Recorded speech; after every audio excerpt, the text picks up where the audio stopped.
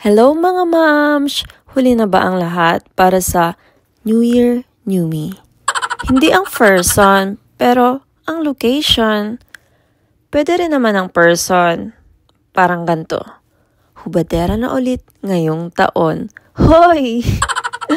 Gusto ko lang namang sabihin magbubukas na ulit ang pinto ng Ilocos Hats. Softer na ang ganda, kaya dapat softer din ang aura. Ewan ko ba? Dami kong chinichika.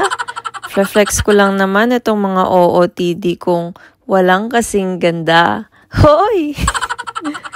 Lahat ay may touch of mocha mousse. Dahil diba, yun yung lucky color of the year.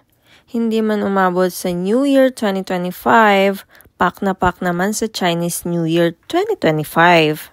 No ba yan? Di ko natuloy na-explain yung mga OOTD. Basta ha, sa reopening ng Ilocos Hats. Bye!